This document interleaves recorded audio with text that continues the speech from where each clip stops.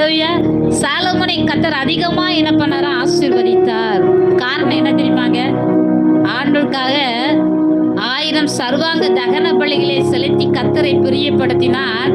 கர்த்தர் அவன் கேட்டதையும் கொடுத்தார், கேளாததையும் சேர்த்து கொடுத்தார். அல்லேலூயா. ஆனா நம்ம அந்த பலிகள் எல்லாம் செலுத்த வேண்டாம். கர்த்தர் நம்மகிட்ட விரும்புகிற ஸ்தோத்திர பலிகளை செலுத்து, நன்றி பலிகளை செலுத்து. துதி பலிகளை நீ செலுத்தும் பொழுது கர்த்தர் என்ன பண்ணுவாரா? நம்ம காரியத்தையும் நம்ம விருப்பத்தையும் நிறைவேற்றுவாராம். கேட்கறதையும் தருவாரு, கேளாதையும் சேர்த்து தருவாரு. அல்லேலூயா, அல்லேலூயா, அல்லேலூயா. அப்ப நம்ம என்ன பண்ணணும்? கவலைப்படாம ஆண்டுடைய சமூகத்தில் அந்த காரியத்தை நினைச்சு நன்றி சொல்லி பழக வேண்டும். அவருக்கு ஸ்தோத்திரம் பண்ணி பழக வேண்டும். ஆமென். அல்லேலூயா. நீங்கள் ஒன்றுக்கும் கவலைப்படாமல் எல்லாவற்றையும் குறித்து ஸ்தோத்திரத்தோடு கூடிய ஜெபத்தினாலும் வேண்டுதலினாலும் தேவனுக்கு தெரியப்படுத்துங்கள். இப்போ என்ன பண்ணுங்க? ஆண்டவருடைய சமூகத்தில் உங்க காரியத்தை தெரியப்படுத்துங்க. முதல்ல கவலைப்படாதீங்க, ரெண்டாவது நல்ல ஸ்தோத்திரம் பண்ணுங்க, மூணாவது ஆண்டவருடைய சமூகத்தில் காரியத்தை தெரியப்படுத்துங்க. உங்கள் விண்ணப்பங்களை தெரியப்படுத்துங்க. உங்க ஜெபத்தை நீங்க ஆரம்பிக்கலாம். அப்ப ஆண்டவருடைய சமூகத்தில் நீங்க சொல்லணுமே தவிர நம்ம மற்ற யார்கிட்டையும் போய் என்ன செய்யக்கூடாது? சொல்லிட்டு இருக்க கூடாது. அன்னாளுடைய வாழ்க்கையில பாத்தீங்கன்னா அவளுக்கு குழந்தை பாக்கியம் இல்லை. பெனினாளுக்கு சக்கலத்துக்கோ குழந்தை இருக்கு, ஆனா இவளுக்கு குழந்தை இல்லை. ஆனா சக்கலத்தி என்ன பண்ணுவாளாம்? எப்போதும் அண்ணாலை வேதனைப்படுத்தும் மாதிரி பேசிக்கொண்டே இருப்பாளாம். இப்படியா இருக்கும்போது அவங்க வருஷத்துல ஒரு முறை ஆலயத்துல போய் கத்திரிக்காய் பலி செலுத்திட்டு வருவாங்க. அப்ப அந்த நேரத்துல அண்ணால் என்ன பண்ணாலாம்? ஆண்டுடைய சமூகத்துல போய் தன்னுடைய இருதயத்தில் உள்ள எல்லாவற்றையும் ஊற்றிவிட்டாள். அல்லேலூயா, அல்லேலூயா, அல்லேலூயா.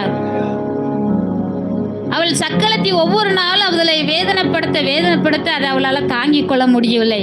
ஆனால் கணவரோ அன்பான கணவர் தான். மற்றவங்களுக்குலாம் ஒரு பங்குனா இவளுக்கு 2 பங்கு கொடுப்பாரு. அவர் சொல்லுவார், நீ ஏன் கவலைப்படுத?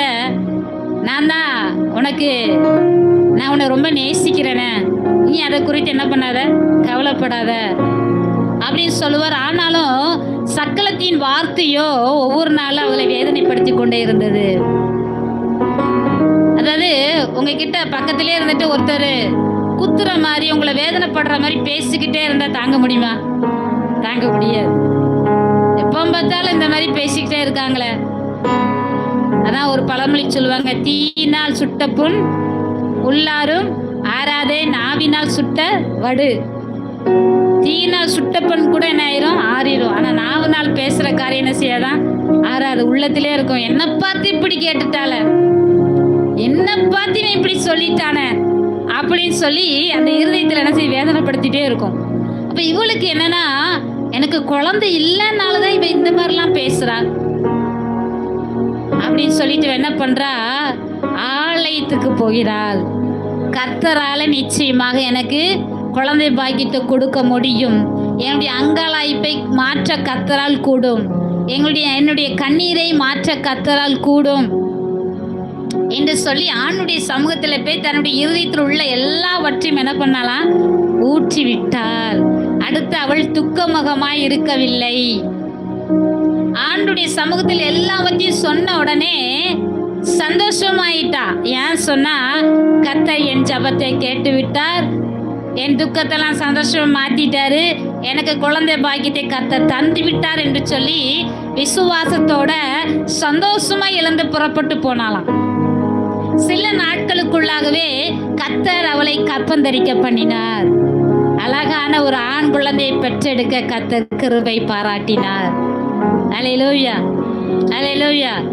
அதுவும் சாதாரண தாயாக இல்ல, ஒரு தீர்க்கதரிசியின் தாய் என்கிற பேரை கர்த்தர் உருவாக்கி கொடுத்தார். ஆமென், அல்லேலூயா, அல்லேலூயா.